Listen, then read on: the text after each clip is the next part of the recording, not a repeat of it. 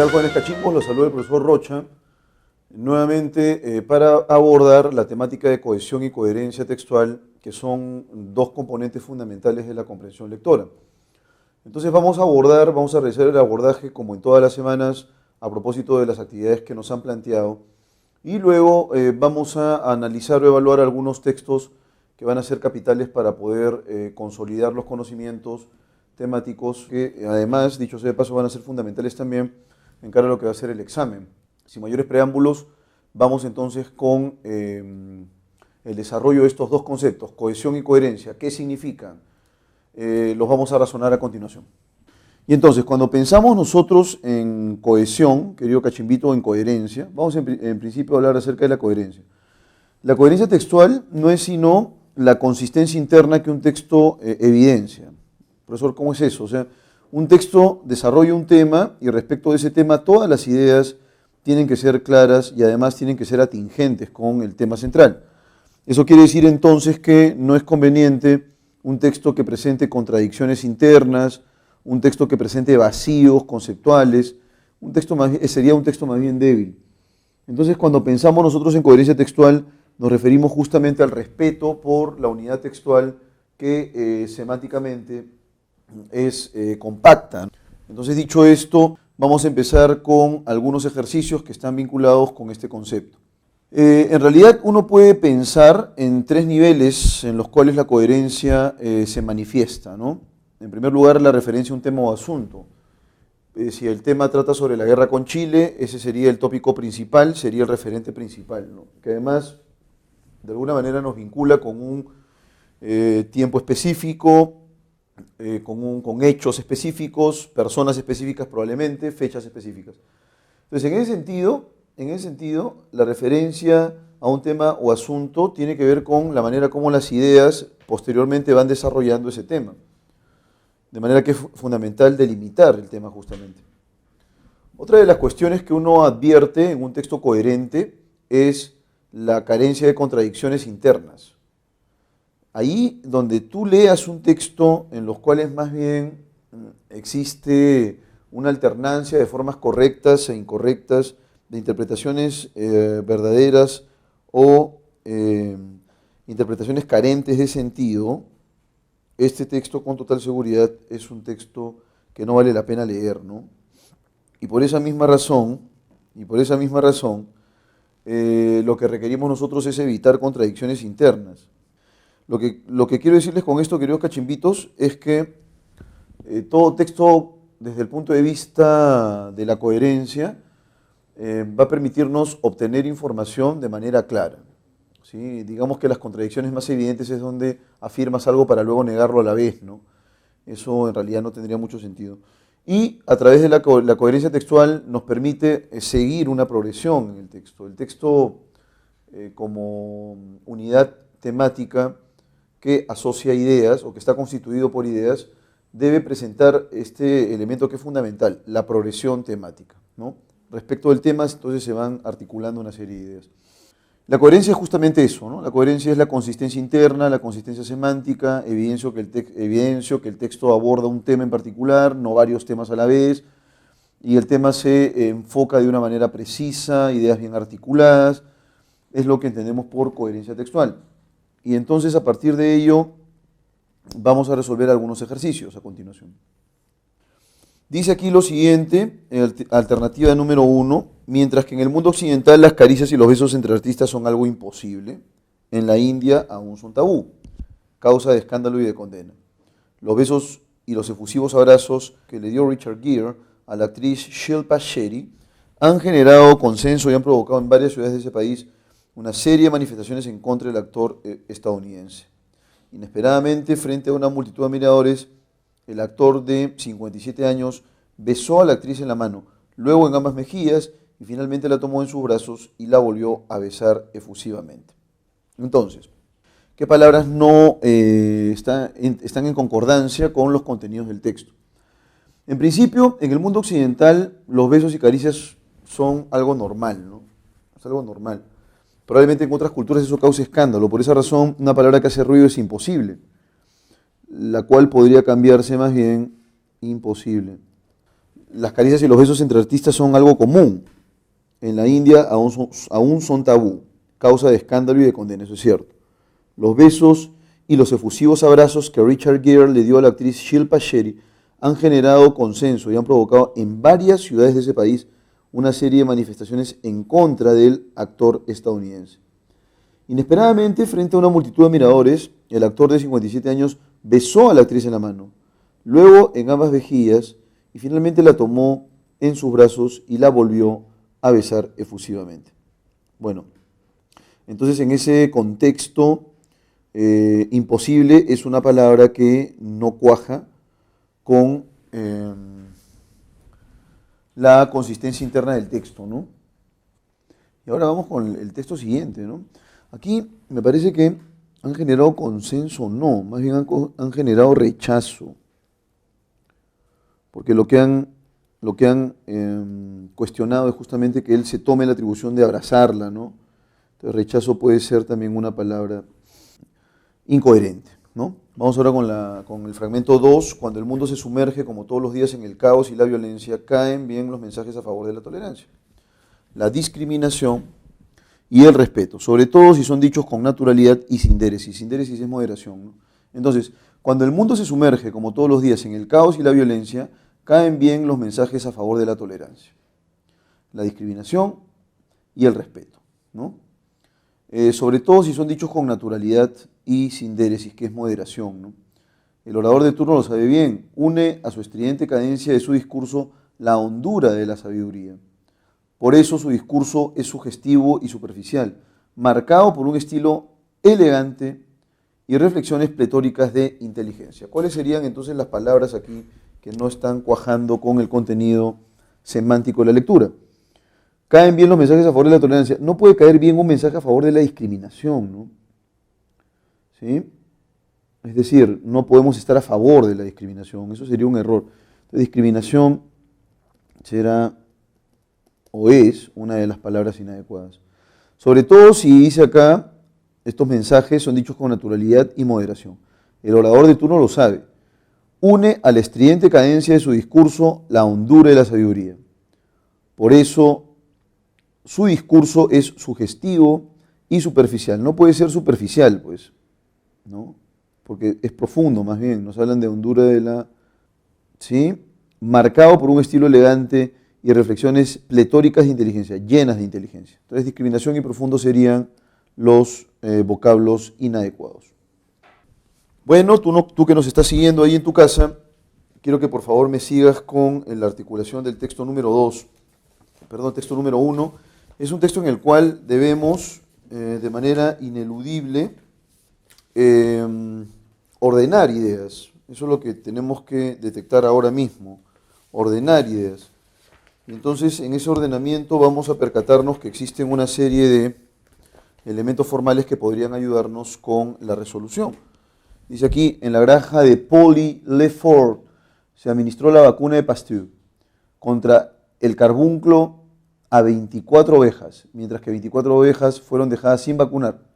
Estos animales no vacunados constituían el grupo de control y se admitía, supuesto crucial en todo experimento controlado, que solo diferían del primer grupo en una circunstancia, la vacunación.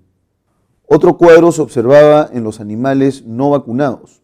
22 de las 24 ovejas yacían en una trágica agonía y las dos restantes se tambaleaban, debatiéndose contra el inexorable enemigo. Una tétrica sangre negra fluía de sus bocas y narices. Después de administrar convenientemente la vacuna, las 48 ovejas recibieron una alta dosis de virulentos bacilos de carbunclo. Luego de 3 días, en la inspección de rigor, se halló que ni una sola de las 24 ovejas vacunadas tenía siquiera trazas de fiebre. Comían y brincaban como si nunca hubieran estado en contacto con un bacilo de carbunclo. 4, en un famoso experimento realizado en 1881, Pasteur puso a prueba su hipótesis de que la vacuna de carbunclo produce inmunidad a la enfermedad. Esta hipótesis había sido ridiculizada por los veterinarios y el experimento se llevó a efecto públicamente con los auspicios de la Sociedad Agrícola de Melun, ¿sí? Con cuál empezaríamos entonces mis estimados cachimbitos, el texto. Uno podría pensar en esto, ¿no? Ese otro cuadro se observaba en los animales. Bueno, esa es una pregunta que va incluida, ¿sí? Que va de la mano con alguna otra afirmación. ¿Qué pasaría si empezamos con 2? No way, no hay posibilidades de que podamos utilizar el número 2. Pero de pronto en la alternativa B, 1, 3, 4, 2, en la granja de Paul y Lefort se administró la vacuna de Pasteur contra el carbunclo de 24 ovejas, ¿no? Mientras que 24 ovejas fueron dejadas sin vacunar. Estos animales no vacunados constituían el grupo de control y se emitía su puesto crucial en todo experimento controlado, que solo diferirían del primer grupo en una circunstancia, la vacunación. Bueno, entonces descartado que empiece con 2, esa no puede ser la clave, puede ser la clave de la alternativa B, en la cual 1 está al inicio, ¿sí? En la granja de Paul y Lefort se administró la vacuna de Pasteur contra el carbunclo a 24 ovejas, mientras que 24 ovejas fueron dejadas sin vacunar. Estos animales no vacunados constituirían el grupo de control y se admitía supuesto, ¿sí? Dice aquí lo siguiente, si nosotros empezamos entonces con la oración número 3, en realidad no tendría mucho sentido. Deberíamos empezar entonces con la alternativa D. En un famoso experimento realizado en 1881, Pasteur puso a prueba su hipótesis de que la vacuna de carbunclo produce inmunidad a la enfermedad. Esta hipótesis había sido ridiculizada por los veterinarios y el experimento se llevó a efecto públicamente con los auspicios de la Sociedad Agrícola de Melun, ¿no? Entonces, aquí tenemos estas 4 alternativas. ¿Con cuál nos quedaríamos? ¿Con cuál empezamos entonces, jóvenes cachimbos? Empezamos con 4 en un famoso experimento de 1881. Esa es la clave. Porque aquí en realidad trata acerca del experimento, ¿no? Y ya tenemos incluso la fecha. Esa sería la idea principal, ¿no? Y en tanto que tal, la clave correcta es la D.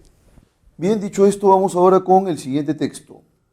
Dice acá: es bien sabido que la penicilina fue azarosamente descubierta por Alexander Fleming como el producto de un moho, Penicillinum notatum, que se disemina por esporas transmitidas por el aire.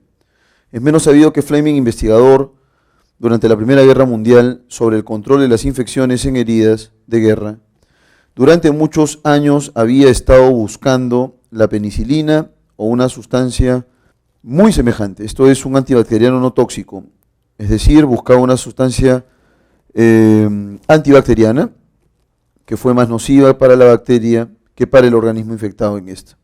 2. La propagación de esta leyenda distrajo la atención del único hecho de buena suerte, en verdad asombrosa, asociado con el descubrimiento de la penicilina, que resultó ser no tóxica. Desde entonces se ha aprendido que los antibióticos como grupo son en efecto muy tóxicos. El tipo de daño que producen en las bacterias lo producen también en los organismos parasitados por estas.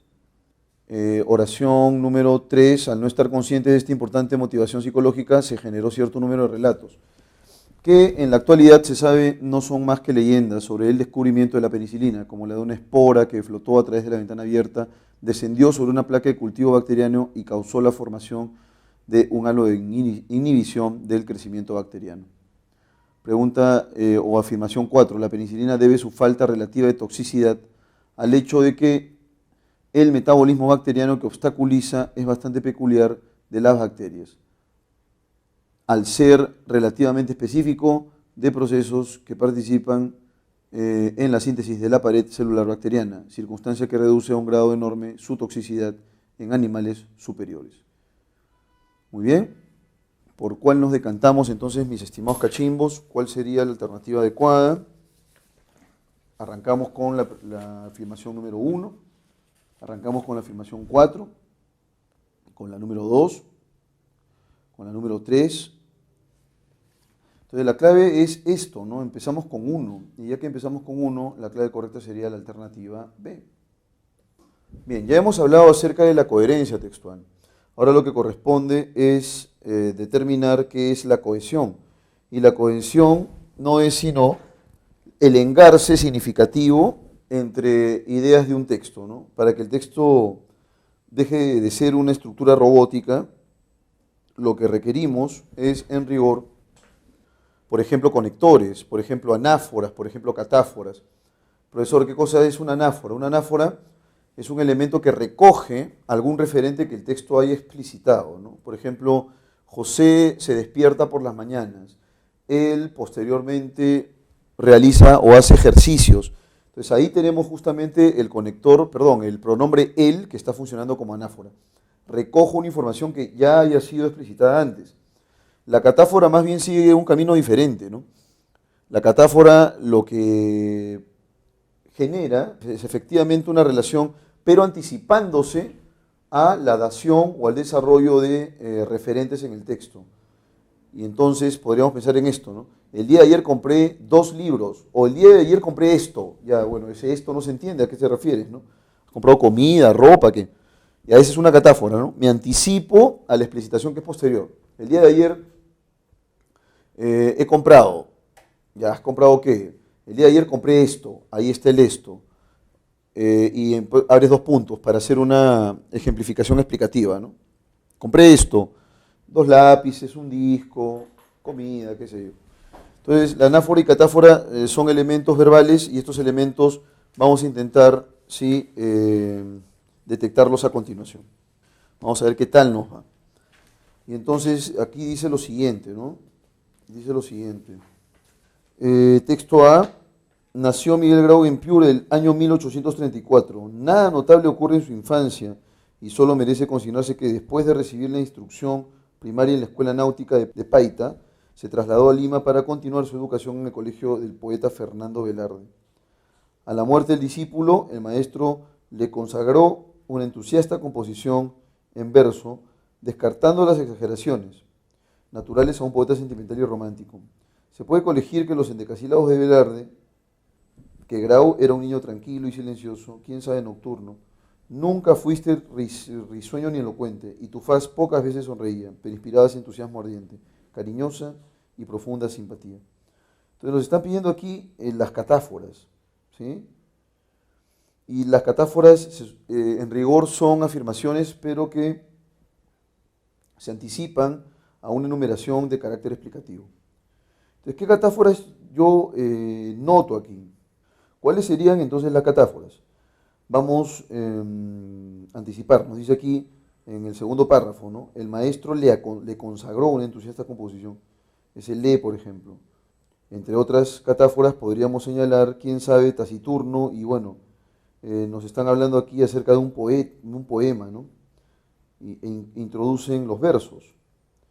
Nada notable ocurre en su infancia, en el párrafo 1, y solo merece consignarse que, después de recibir la instrucción primaria en la Escuela Náutica de Paita, se trasladó a Lima para continuar su educación en el colegio del poeta Fernando Velarde. ¿Sí? Y entonces el maestro le consagró una entusiasta composición, ahí tenemos entusiasta composición en verso. ¿Cuál es? Y bueno, aquí nos presentan un fragmento, así que esa podría ser eventualmente una catáfora. Bien, vamos con la actividad número 1, nos piden lo siguiente, lea el siguiente texto e identifica algunas anáforas textuales presentes en él. Vamos a ver qué es lo que tenemos en este texto de aquí.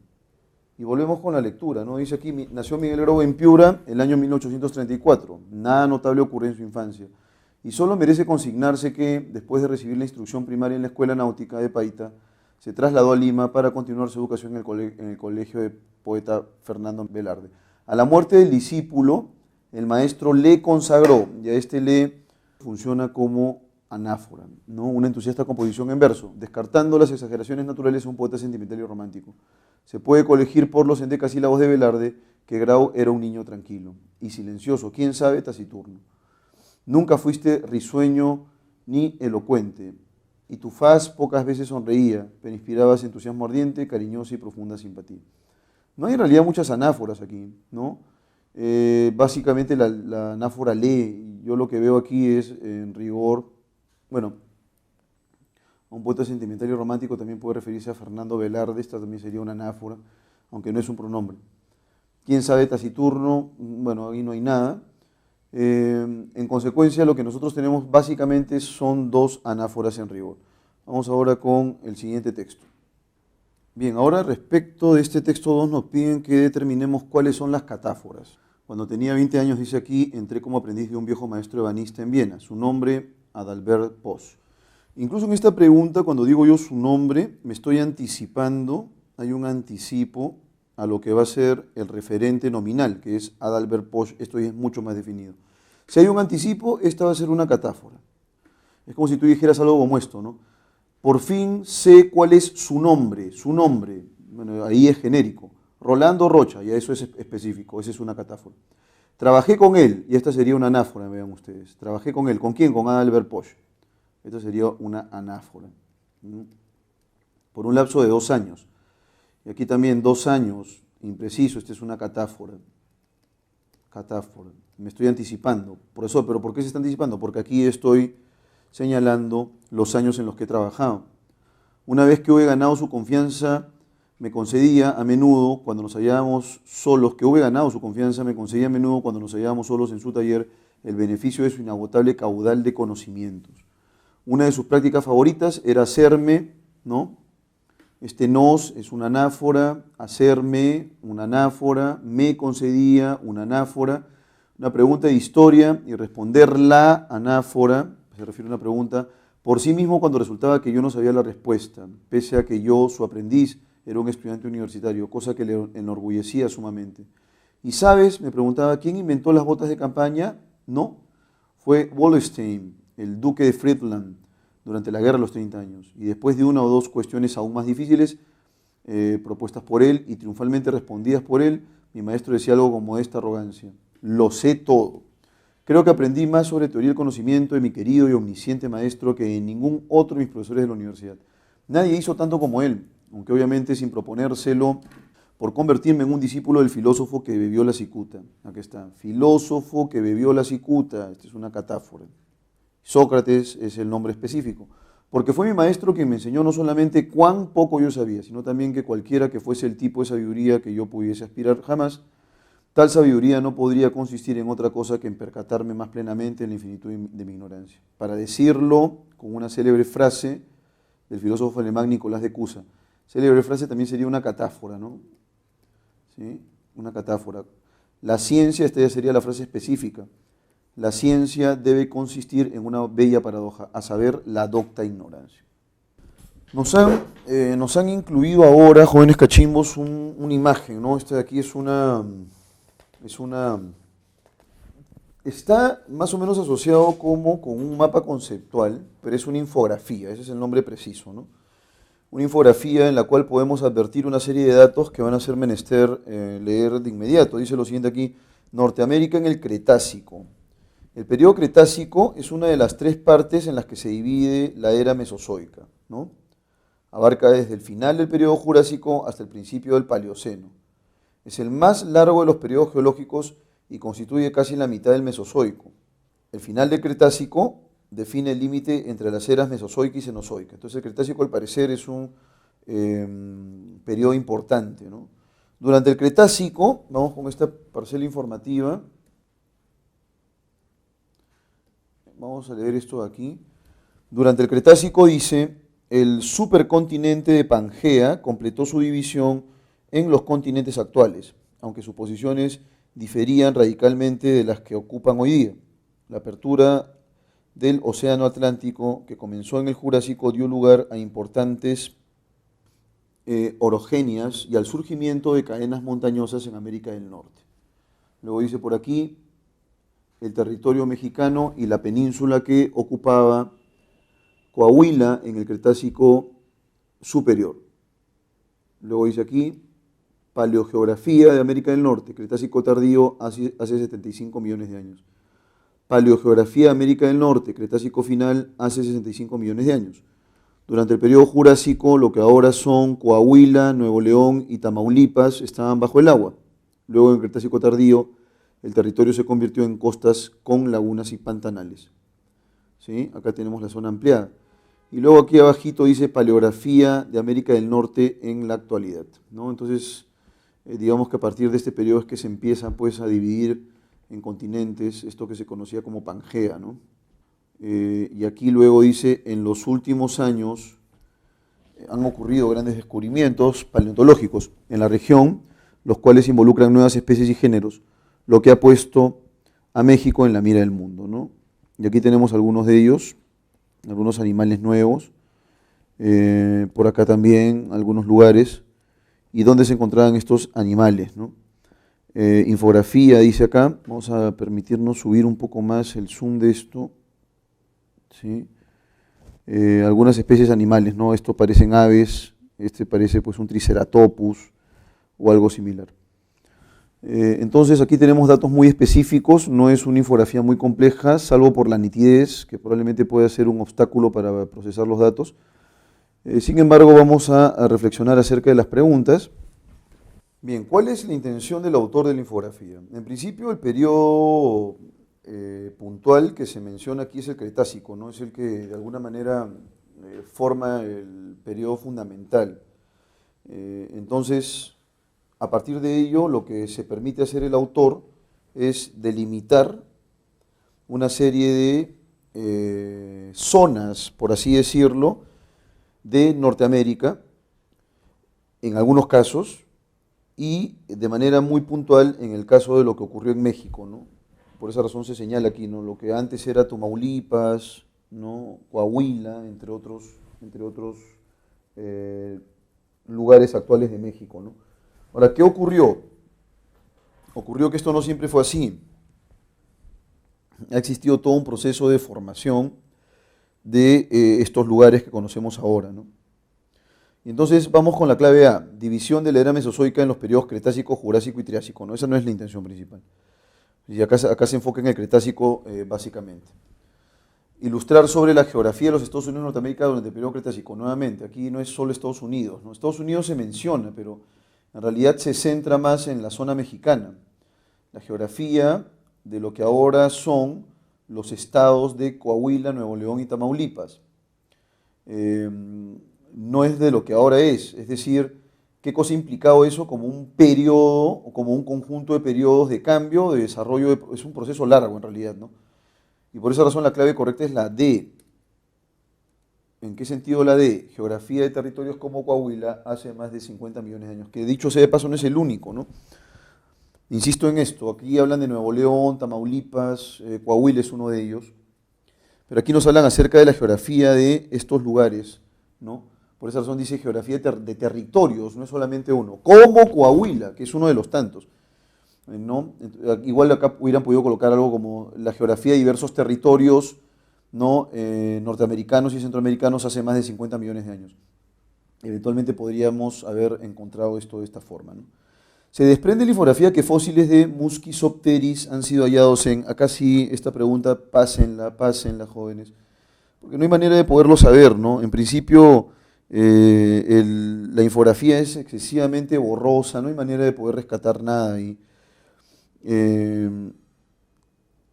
Aquí, por ejemplo, nos hablan acerca de Musquisopteris en Allende, ¿no? Pero eso, si la agrandamos y hacemos notar bien la infografía. Por esa razón, no hay manera de poder resolver esto, dado que la imagen es defectuosa, ¿no? La clave correcta es la A, ¿no es cierto?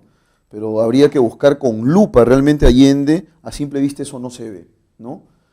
De mayor a menor antigüedad, el orden correcto en que se divide la era mesozoica comprende los territorios, eso está, me parece sencillo, Cretácico, Jurásico y Triásico, ¿no? Nos piden el orden correcto y ese no es el orden correcto, Cretácico, Triásico y Jurásico. Jurásico, Triásico y Cretácico, y finalmente Triásico, Jurásico y Cretácico. Entonces aquí nos hablan de que la era mesozoica está configurada a partir de 3 periodos, ¿no? En principio el periodo Triásico, que más o menos tiene una antigüedad de 250 a 200 millones de años, el Jurásico entre 200 y 145 millones de años, y finalmente el Cretácico entre 145 y 65 millones de años. La clave correcta entonces sería la alternativa D.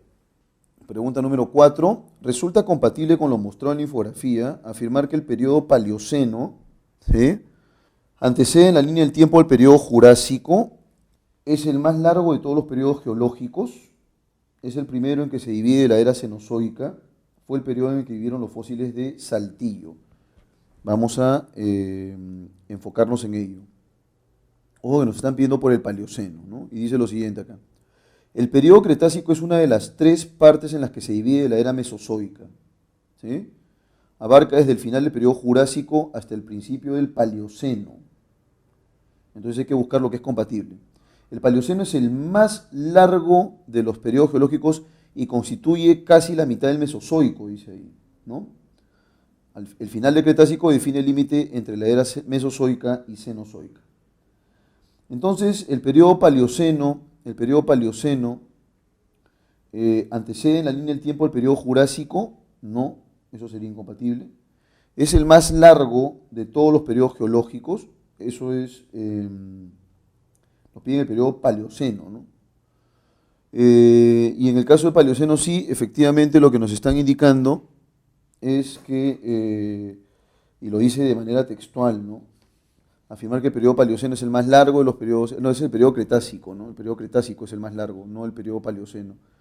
Así que la B no puede ser la clave, me había confundido de referente, para que vean ustedes lo importante que es definir los referentes temporales, ¿no? Es el más largo de los periodos geológicos y constituye casi la mitad del Mesozoico. Y luego el final del Cretácico define el límite entre las eras Mesozoica y Cenozoica. Entonces, la clave correcta en la alternativa, en la pregunta 4, es la clave C, es el primero, ¿no? La era Cenozoica se compone de los periodos Paleoceno, luego Neoceno y finalmente Cuaternario, ¿no? Y eso lo podemos notar claramente aquí, ¿no? En la infografía nos ofrecen esa información. Durante el Cretácico el supercontinente Pangea completó su división, nos hablan del Cretácico superior, del Cretácico tardío, el Cretácico final, ¿estamos de acuerdo? Y a partir de ello es que se van estableciendo periodificaciones muy específicas, ¿no? La clave correcta en consecuencia sería la alternativa D, es el primero. Y luego en la pregunta número 5, dado el contexto, abarcar significa delimitar, comprender, delinear, dividir. Abarcar, la infografía tenemos que buscarlo también, ¿no? Abarca desde el final del periodo Jurásico, comprende, ¿no? La clave correcta sería la alternativa B. Bien, vamos ahora, es un pésimo texto el que nos han planteado en esta sección A, en realidad es ininteligible casi la información, pero hemos hecho nuestro mejor esfuerzo. Vamos ahora con el texto número 2 rápidamente, antes que se nos vaya el tiempo.